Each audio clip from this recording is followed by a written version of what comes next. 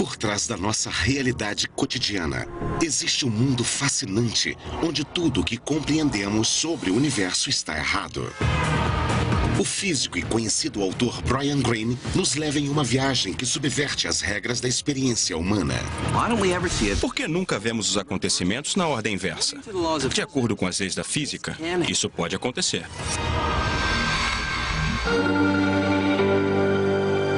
Além do cosmos, mecânica quântica.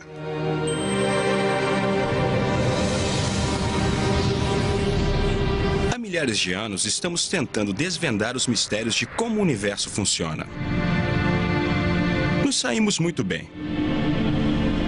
Chegamos a um conjunto de leis que descrevem o movimento claro e preciso das galáxias, estrelas e planetas. Mas agora sabemos que, em um nível fundamental, as coisas são bem mais nebulosas. Descobrimos um novo conjunto revolucionário de leis que transformaram completamente nossa imagem do universo. Do espaço sideral ao coração da cidade de Nova York, até o âmbito microscópico, nossa visão sobre o mundo mudou graças a essas leis estranhas e misteriosas que estão redefinindo nossa compreensão sobre a realidade. São as leis da mecânica quântica. As regras da mecânica quântica regem cada átomo e cada partícula minúscula em todo e qualquer pedaço de matéria, em estrelas e planetas, em rochas e prédios, em você e em mim. Não percebemos a estranheza da mecânica quântica no nosso dia a dia, mas ela está sempre lá se você souber onde procurar. Só precisa mudar sua perspectiva e chegar até as menores escalas, até o nível dos átomos e das partículas dentro deles. No nível quântico, as leis que regem esse pequeno universo parecem completamente diferentes das conhecidas leis que regem os objetos maiores do nosso cotidiano.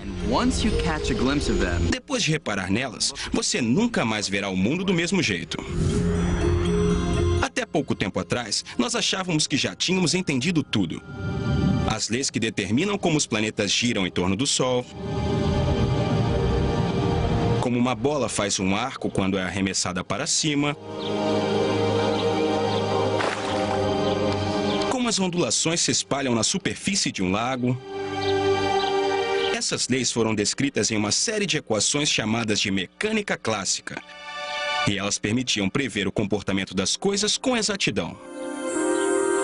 Tudo parecia fazer sentido até uns 100 anos atrás, quando os cientistas estavam se esforçando para explicar algumas propriedades estranhas da luz. Por exemplo, o tipo de luz emitida pelos gases quando são aquecidos em um tubo de vidro. Quando os cientistas observaram essa luz através de um prisma, viram uma coisa que nunca poderiam esperar. Quando aquecemos algum gás e olhamos por um prisma, ele forma linhas. Não o espectro contínuo que vemos projetado por um caco de vidro na mesa, mas linhas muito distintas. A luz não se espalhava, formando um arco-íris completo, mas apareciam feixes de luz em cores muito específicas. Era um mistério entender o que estava acontecendo. Uma explicação para as misteriosas linhas de cor viria de um grupo de cientistas radicais, que no começo do século XX estavam estudando a natureza fundamental do mundo físico. Algumas das ideias mais surpreendentes viriam da mente de Niels Bohr, um físico que adorava discutir novos conceitos jogando ping-pong. Bohr estava convencido de que a solução para o mistério estava no coração da matéria, na estrutura do átomo. Ele achava que os átomos pareciam pequenos sistemas solares, com partículas ainda menores, chamadas elétrons, orbitando em volta de um núcleo, da mesma forma que os planetas giram em torno do Sol. Mas Bohr propôs que, diferente do sistema solar, os elétrons não podiam se mover em uma órbita qualquer. Apenas determinadas órbitas eram permitidas. Ele teve uma ideia espantosa e completamente antifísica. Aqueles eram estados específicos, órbitas fixas que os elétrons podiam descrever. E só essas órbitas. Bohr afirmou que quando um átomo é aquecido, seus elétrons ficam agitados e pulam de uma órbita fixa para outra. Cada salto para baixo emite energia na forma de luz, em comprimentos de onda muito específicos. E por isso, os átomos produzem cores muito específicas. É daí que tiramos a expressão salto quântico. Se não fosse pelo salto quântico, teríamos um borrão de cor saindo de um átomo quando ele se agitasse ou sossegasse. Mas não é isso que vemos no laboratório. Vemos vermelhos e verdes muito definidos. O salto quântico é a origem e o autor dessa cor definida. A grande surpresa do salto quântico foi que os elétrons iam diretamente daqui para lá, aparentemente sem se mover pelo espaço no meio. É como se, de repente, Marte sumisse de sua órbita e aparecesse na órbita de Júpiter. Bohr argumentou que o salto quântico surge de uma propriedade fundamental e fundamentalmente esquisita dos elétrons nos átomos. Sua energia vem em blocos distintos que não podem ser subdivididos. Quantidades mínimas específicas chamadas quanta. É por isso que existem órbitas específicas distintas que os elétrons podem ocupar. Um elétron tem que estar aqui ou ali, e em nenhum outro lugar no meio. Isso é diferente de tudo que conhecemos na vida cotidiana. Por mais misterioso que parecesse, logo as provas se acumularam, mostrando que Bohr estava certo. Os elétrons seguiam um conjunto de regras diferentes dos planetas e das bolas de ping-pong. A descoberta de Bohr foi um divisor de águas. Com essa nova imagem do átomo, Bohr e seus colegas se viram em rota de colisão com as leis reconhecidas da física. O salto quântico era apenas o começo. Logo, as ideias radicais de Bohr o colocariam em oposição com um dos maiores físicos da história. Albert Einstein não tinha medo de novas ideias. Mas durante a década de 1920, o mundo da mecânica quântica começava a se enveredar por um caminho que Einstein não queria ir. Uma direção que divergia nitidamente das previsões absolutas definitivas que eram a marca da física clássica. Um experimento em particular, que viria a ser conhecido como experiência da fenda dupla, expôs os mistérios quânticos como nenhum outro. Se você estava esperando uma descrição da realidade baseada na certeza, suas expectativas seriam destroçadas.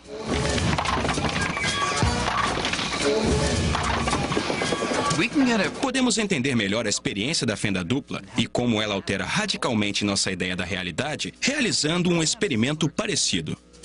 Não na escala das partículas muito pequenas, mas com objetos mais cotidianos, como os que encontramos em uma pista de boliche. Mas antes, eu preciso fazer alguns ajustes na pista.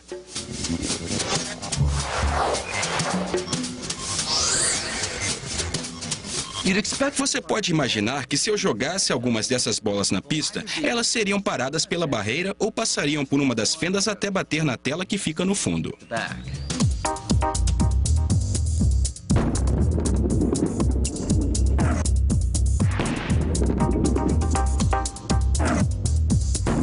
Na verdade, é isso mesmo que acontece.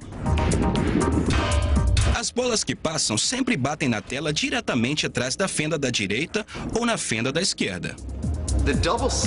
A experiência da fenda dupla funciona assim, mas em vez de bolas de boliche, usamos elétrons, que são bilhões de vezes menores. Você pode imaginá-los assim.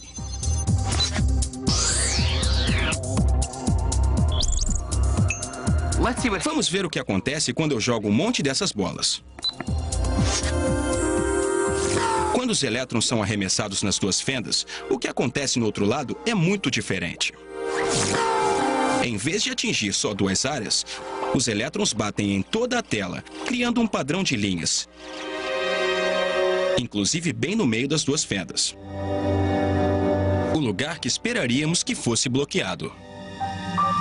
Então, o que está acontecendo? Esse padrão só podia significar uma coisa para os físicos, mesmo nos anos 20. Ondas. As ondas podem fazer várias coisas interessantes. Coisas que uma bola de boliche nunca poderia fazer. Elas se dividem. Elas se combinam. Se eu jogasse uma onda de água pelas fendas duplas, ela iria se dividir em duas e depois as duas iriam se cruzar. Os picos e vales iam se combinar, aumentando em alguns lugares, diminuindo em outros, e às vezes os dois se anulariam.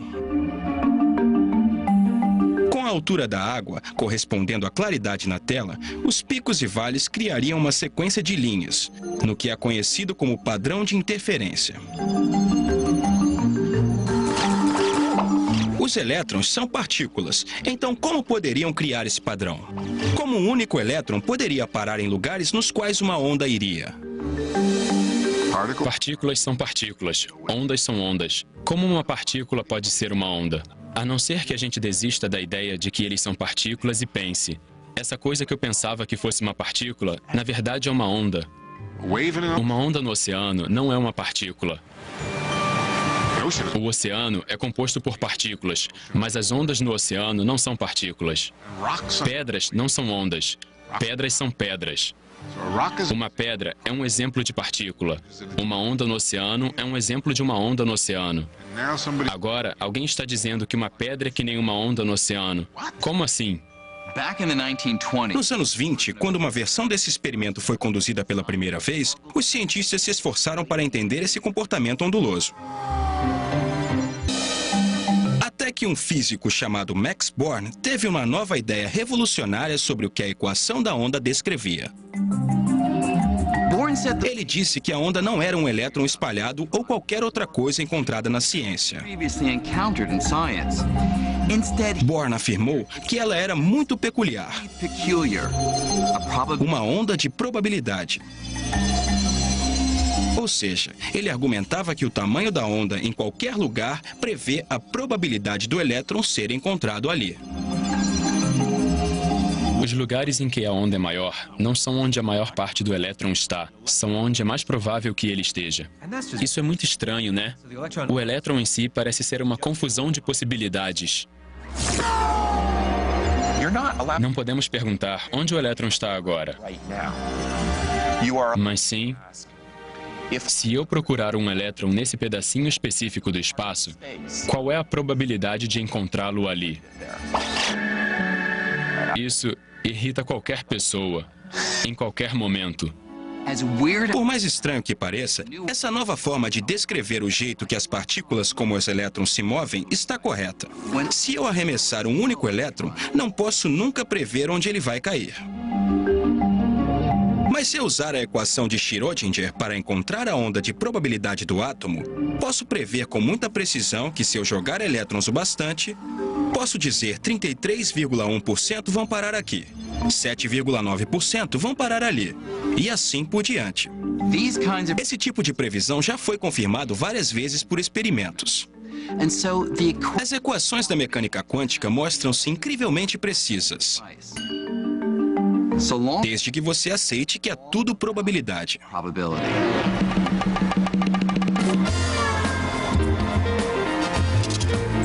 Se você acha que probabilidade significa ter que adivinhar, os cassinos de Las Vegas vão provar que você está errado. Tente a sorte em qualquer jogo de azar e descubra o poder da probabilidade. Digamos que eu aposte $20 no número 29 aqui na roleta.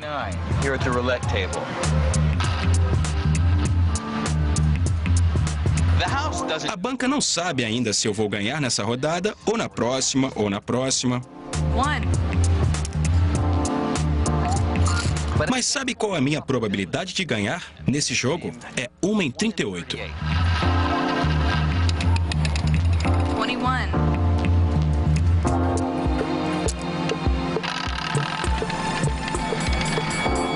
29. Eu posso até ganhar de vez em quando, mas a longo prazo, a banca sempre ganha mais do que perde. A questão é que a banca não precisa saber o resultado de cada jogo de cartas, lançamento de dados ou giro da roleta. Os cassinos continuam tendo a certeza de que, ao longo de milhares de jogadas, eles vão ganhar. e podem prever a frequência exata com uma precisão extraordinária. Para a mecânica quântica, o mundo em si é um jogo de azar. Toda a matéria do universo é composta por átomos e partículas subatômicas que são regidas pela probabilidade e não pela certeza. A natureza é descrita por uma teoria inerentemente probabilística. Isso vai contra a nossa intuição. Muitas pessoas acham difícil de aceitar. Uma pessoa que teve dificuldade em aceitar foi Einstein. Ele não podia acreditar que a natureza fundamental da realidade era determinada pelo acaso no nível mais profundo. Einstein não conseguia aceitar isso. Ele disse: Deus não joga dados. Ele não gostava da ideia de que não podemos dizer com certeza: isso acontece ou aquilo acontece. Mas muitos outros físicos não ficaram incomodados com a probabilidade, porque as equações da mecânica quântica deu a eles o poder de prever o comportamento de grupos de átomos e pequenas partículas com uma precisão espantosa. Muito em breve, esse poder resultaria em algumas grandes invenções: lasers, transistores, o circuito integrado, todo o campo da eletrônica. Apesar de todos os triunfos, a mecânica quântica continua sendo profundamente misteriosa. Ela faz com que um monte de coisas funcione, mas ainda não fomos capazes de responder algumas questões básicas levantadas por Albert Einstein nos anos 20 e 30. Questões envolvendo probabilidade e medição, o ato de observar. Para Niels Bohr, a medição muda tudo. Ele acreditava que antes que uma partícula fosse medida e observada, suas características eram incertas. Um elétron na experiência da fenda dupla, por exemplo. Antes que sua localização seja determinada, ele pode estar em qualquer lugar, com uma vasta gama de possibilidades. Até o momento em que o observamos. É só então que a incerteza sobre a localização desaparece. De acordo com a perspectiva de Bohr sobre a mecânica quântica, quando medimos uma partícula, ela é forçada a mostrar todos os lugares onde ela pode ter estado e selecionar uma localização específica onde é encontrada. A medição força a partícula a fazer essa escolha. Niels Bohr aceitava que a natureza da realidade era inerentemente vaga. Mas Einstein acreditava na certeza. Não só quando alguma coisa é medida ou observada, mas a todo momento. Como ele disse, gosto de pensar que a Lua continua lá, mesmo quando não estou olhando para ela. Era isso que perturbava Einstein. Nós realmente acreditamos que a realidade do universo depende do fato de abrirmos ou não os olhos? Isso é bizarro. Einstein estava convencido de que faltava alguma coisa na teoria quântica que descrevesse todas as características das partículas em detalhes, como sua localização, mesmo quando não estamos olhando para elas. Mas na época, poucos físicos compartilhavam essa preocupação. Einstein achava que isso era desistir do trabalho de físico. Não que fosse uma teoria ruim, mas estava totalmente incompleta. Essa é a ressalva de Einstein. A mecânica quântica não está incorreta, mas está incompleta. Ela não capta tudo o que pode ser dito ou previsto com certeza. Apesar dos argumentos de Einstein, Niels Bohr continuava impassível. Quando Einstein repetia que Deus não joga dados, Bohr respondia: pare de dizer a Deus o que fazer. Em 1935, Einstein achou que tinha finalmente encontrado o calcanhar de Aquiles da mecânica quântica. Era tão estranho e ia contra todas as ideias lógicas sobre o universo que ele achava que isso seria a chave para provar que a teoria estava incompleta.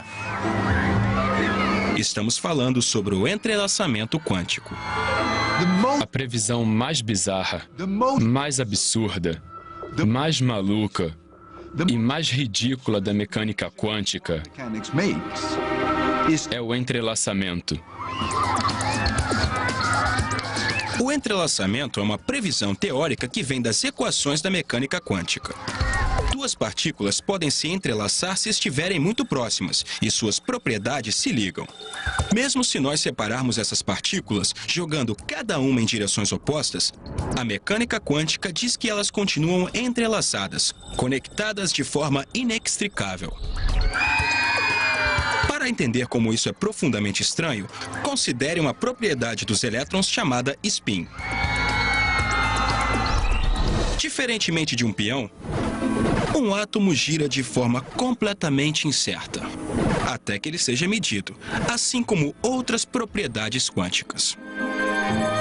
Na medição, vamos ver que ele pode estar girando em sentido horário ou anti-horário. É mais ou menos como essa roda. Quando ela parar de rodar, vai parar aleatoriamente no vermelho ou no azul.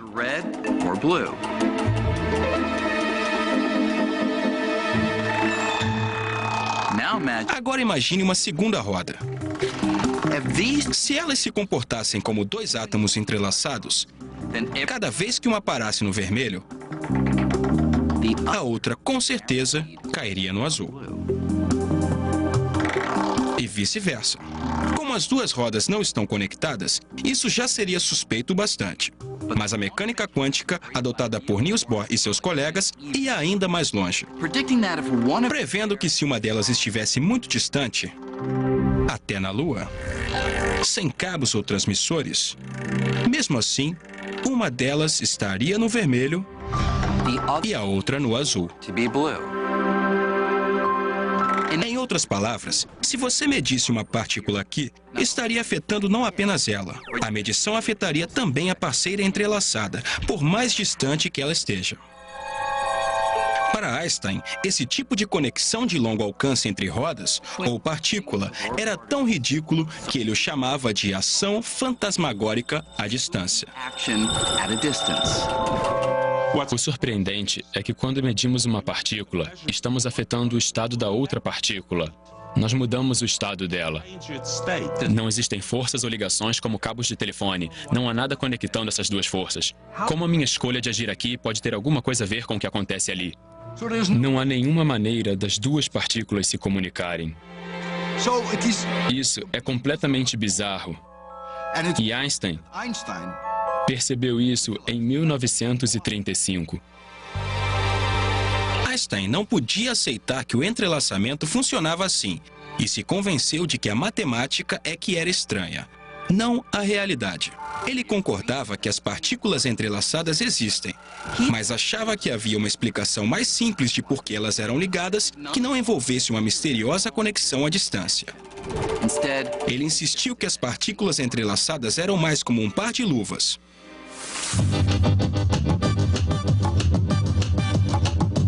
Imagine que alguém separe as duas luvas, colocando cada uma em um estojo. Depois a pessoa entrega um dos estojos para mim e manda o outro para a Antártida.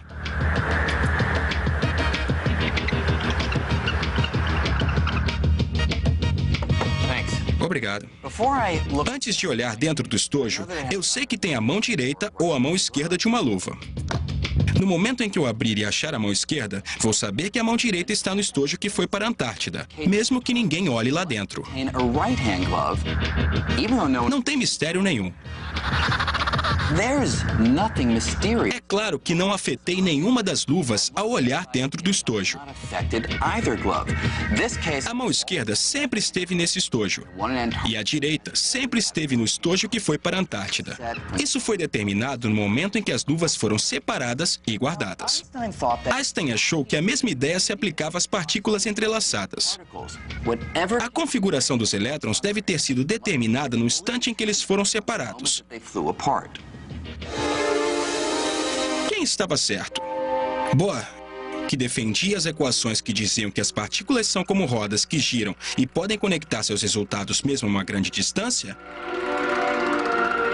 Ou Einstein, que acreditava que não havia uma conexão misteriosa, mas que tudo já estava decidido antes que nós olhássemos?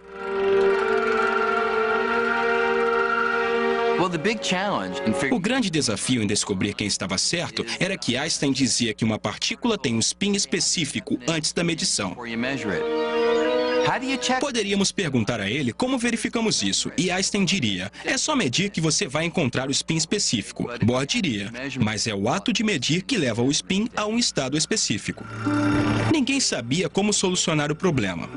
A questão passou a ser considerada filosofia e não ciência. Em 1955, Einstein morreu, ainda convencido de que a mecânica quântica oferecia, na melhor das hipóteses, um quadro incompleto da realidade.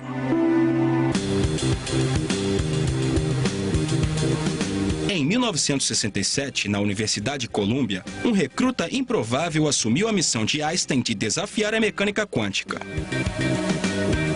John Clauser estava prestes a completar um doutorado em astrofísica. A única coisa que faltava era sua nota em mecânica quântica. Quando eu ainda era aluno de graduação, não conseguia entender a mecânica quântica, por mais que eu tentasse.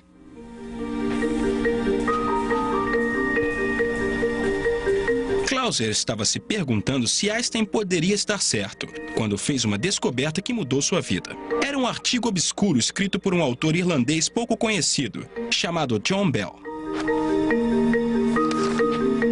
Bell parecia ter encontrado uma forma de resolver o impasse entre Einstein e Bohr, e mostrar de uma vez por todas quem estava certo sobre o universo. Eu tinha certeza que a perspectiva da mecânica quântica provavelmente estava errada. Ao ler o artigo, Clauser viu que Bell tinha descoberto como afirmar se as partículas entrelaçadas estavam realmente se comunicando através de alguma ação fantasmagórica, como as rodas correspondentes, ou se não havia nada de fantasmagórico e as partículas já tinham suas próprias definições, como um par de luvas, e mais. Com alguns cálculos espertos, Bell mostrou que não havia nenhuma ação fantasmagórica. A mecânica quântica não estaria apenas incompleta, como Einstein pensava. Ela estaria errada. Cheguei à conclusão de que era um dos resultados mais profundos que eu já tinha visto.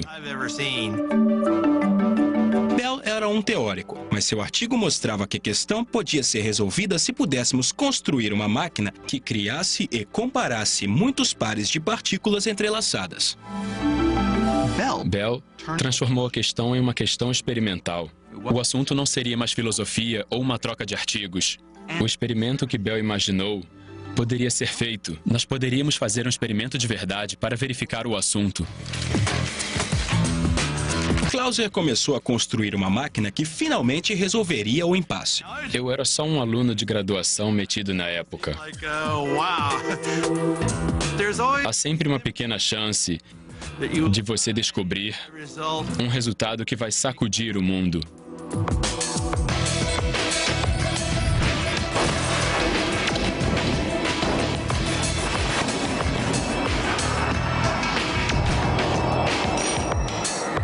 A máquina de Clauser media milhares de pares de partículas entrelaçadas e os comparava em várias direções diferentes.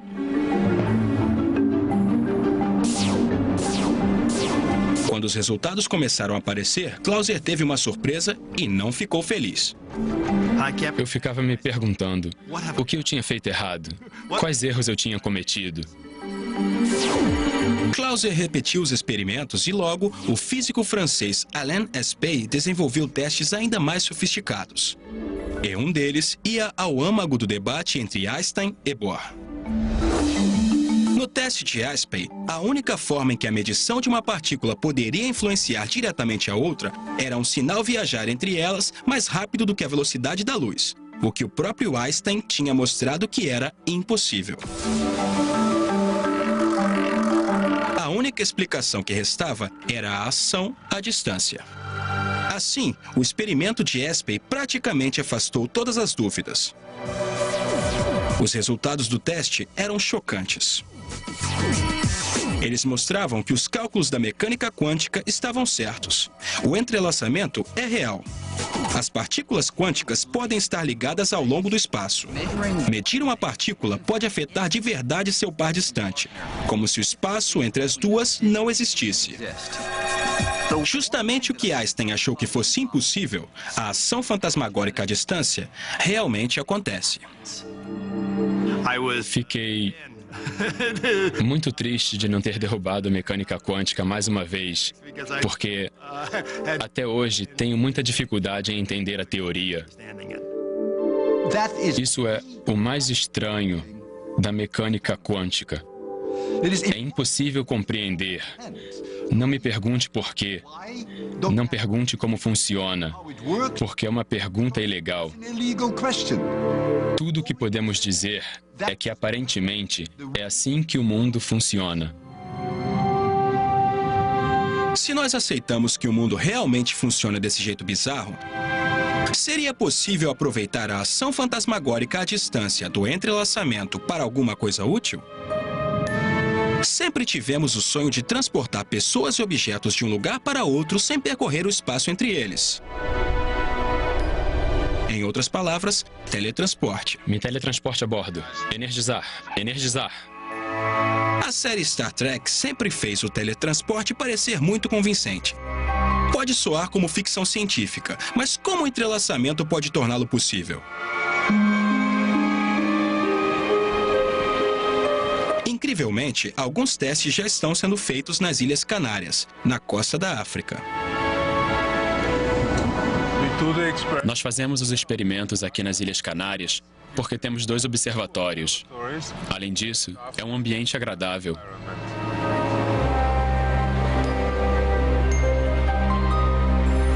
Anton Zeilinger está longe de teletransportar qualquer ser humano.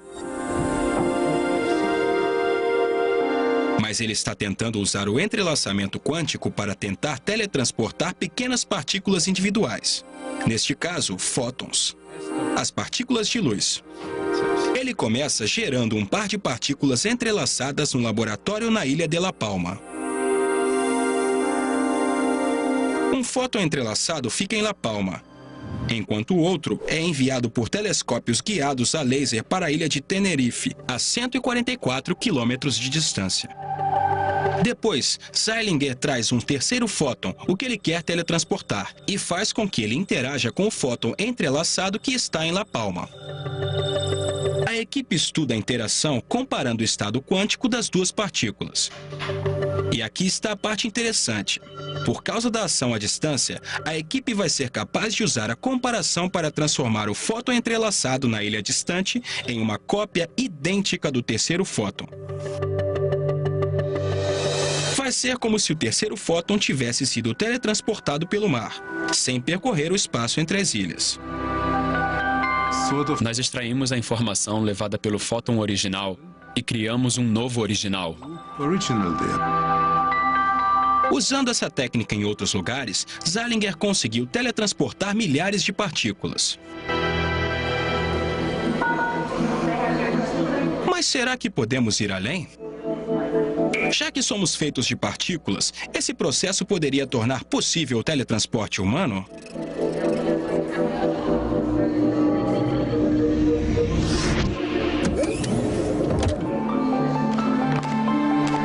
Bem-vindo à cidade de Nova York.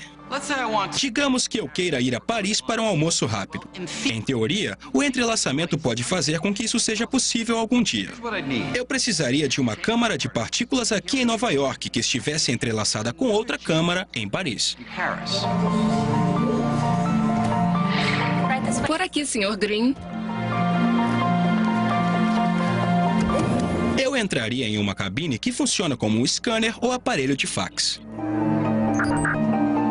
Enquanto o dispositivo varre o enorme número de partículas no meu corpo, mais partículas do que o número de estrelas no universo observado, ele está varrendo também as partículas na outra câmara e cria uma lista que compara o estado quântico dos 2 conjuntos de partículas.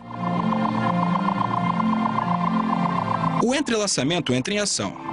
Por causa da ação fantasmagórica à distância, essa lista também revela como o estado original das minhas partículas está relacionado com as partículas em Paris. A operadora envia essa lista a Paris. Lá, eles usam essa informação para reconstruir o estado quântico de cada uma das minhas partículas. E um novo eu é materializado. As partículas não viajaram de Nova York a Paris.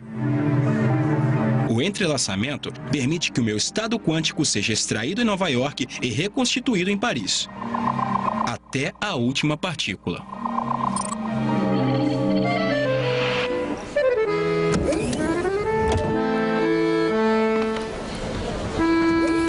Bonjour, Monsieur Green.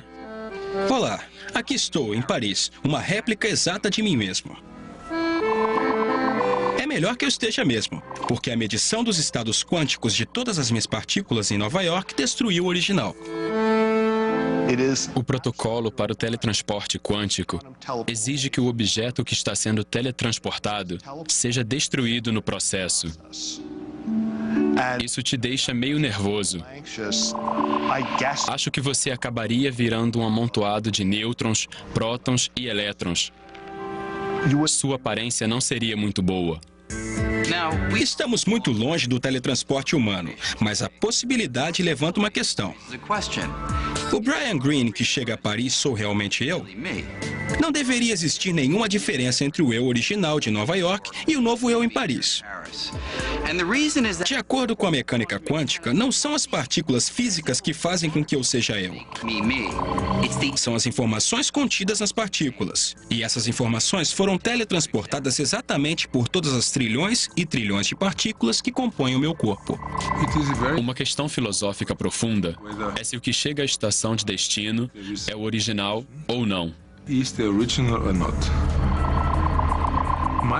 A minha opinião é que consideramos original aquilo que tem todas as propriedades do original.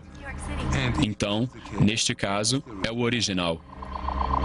Eu nunca entraria nessa máquina. Mesmo que o teletransporte humano nunca vire realidade, a incerteza da mecânica quântica tem várias outras possibilidades de aplicação. Aqui no Instituto de Tecnologia de Massachusetts, Seth Lloyd é um dos muitos pesquisadores que estão tentando aproveitar a mecânica quântica de novas formas. A mecânica quântica é estranha. A vida está nos dando uns limões esquisitos. Será que podemos fazer uma limonada esquisita com eles? A limonada esquisita de Lloyd vem na forma de um computador quântico. Essas são as entranhas do computador quântico. Essa engenhoca de ouro e cobre pode não parecer nem um pouco com seu laptop, mas no fundo ela fala a mesma língua. Código binário, uma linguagem de computação feita de zeros e uns, chamados de bits. O menor pedaço de informação é um bit. O que um computador faz é decompor a informação até os menores pedaços e depois agitá-los muito rápido. O computador quântico funciona com bits, mas diferente de um bit convencional, que a cada momento pode ser 0 ou 1, um bit quântico é muito mais flexível. Alguma coisa aqui pode ser um bit. Aqui tem 0, ali tem 1. Isso é um bit de informação. Se pudermos ter um bit que está ao mesmo tempo aqui e ali, temos um bit quântico. Do mesmo jeito que um elétron pode girar em sentido horário e anti-horário, um bit quântico pode ser 0 e 1. Então ele pode executar várias tarefas ao mesmo tempo. Isso significa que podemos fazer operações que nossos cérebros clássicos não poderiam nem sonhar. Na teoria, os bits quânticos podem ser feitos de qualquer coisa que age de forma quântica, como um elétron ou um átomo. Como os bits quânticos são ótimos em fazer várias coisas ao mesmo tempo, se conseguirmos entender como os bits quânticos podem trabalhar juntos para resolver problemas, o poder dos nossos computadores aumentaria exponencialmente. Para entender como um computador quântico seria tão poderoso, imagine que está preso no meio de um labirinto. In the middle of a hedge maze.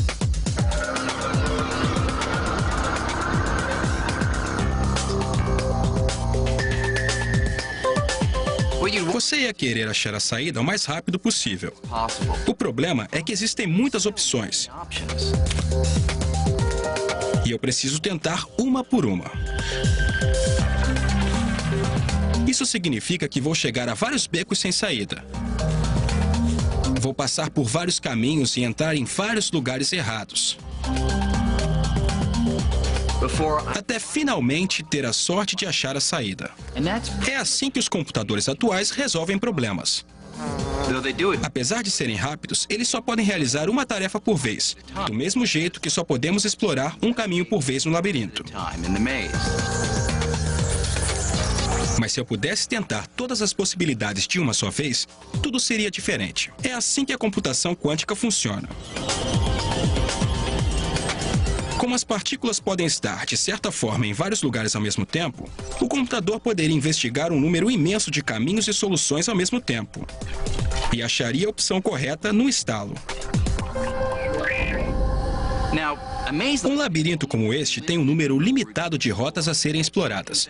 Então, um computador convencional acharia a saída bem rápido. Mas imagine um problema com milhões ou bilhões de variáveis. Como prever o tempo com muita antecedência. Poderíamos ser capazes de prever desastres naturais como terremotos ou tornados. Resolver esse tipo de problema agora seria impossível, pois precisaríamos de um computador ridiculamente grande. Mas um computador quântico terminaria o serviço com algumas centenas de átomos. O cérebro desse computador seria menor que um grão de areia. Não há dúvidas de que estamos cada vez melhores em aproveitar o poder do mundo quântico. E quem sabe até onde ele pode nos levar.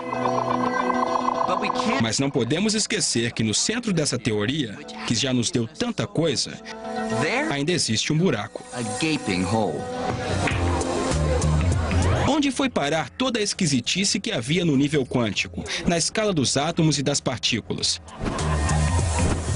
Por que as coisas no mundo quântico pairam em um estado de incerteza? Aparentemente com uma parte aqui e outra ali, enquanto eu e você, que somos feitos de átomos e partículas, parecemos estar sempre presos em um estado específico.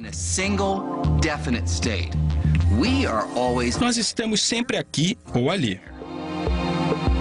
Niels Bohr não ofereceu nenhuma explicação de por que a incerteza do mundo quântico some quando as coisas aumentam de tamanho. Por mais poderosa e precisa que a mecânica quântica tenha se mostrado, os cientistas ainda estão se esforçando para entender isso. Alguns acreditam que está faltando algum detalhe nas equações da mecânica quântica. Apesar de haver múltiplas possibilidades no nível minúsculo, os detalhes que estão faltando ajustariam os números dos átomos para os objetos grandes. E então ficaria claro que quase todas as possibilidades desaparecem. Menos uma, que seria o único resultado definitivo. Outros físicos acreditam que todas as possibilidades do mundo quântico nunca desaparecem de verdade. Mas cada um dos resultados possíveis realmente acontece. Só que a maioria acontece em outros universos, paralelos ao nosso. É uma ideia desconcertante, mas a realidade pode ir além do universo que vemos e estar sempre se ramificando, criando novos mundos alternativos, onde todas as possibilidades se realizam. Essa é a fronteira da mecânica quântica e ninguém sabe onde vai dar. O próprio fato de que a nossa realidade é muito maior do que nós imaginávamos, muito mais estranha e misteriosa, é para mim muito bonito e inspirador. A beleza da ciência é que ela nos permite aprender coisas que vão além do que podemos imaginar. A mecânica quântica é o melhor exemplo disso. Depois que você aprender mecânica quântica, nunca mais será o mesmo. Por mais estranha que a mecânica quântica possa ser, está claro que não existe fronteira entre o mundo das coisas minúsculas e o mundo das coisas grandes. Essas leis se aplicam em qualquer lugar, mas suas características estranhas são mais aparentes quando as coisas são pequenas. A descoberta da mecânica quântica revelou que a realidade, a nossa realidade, é chocante e eletrizante, nos levando mais perto de entender o tecido do cosmos.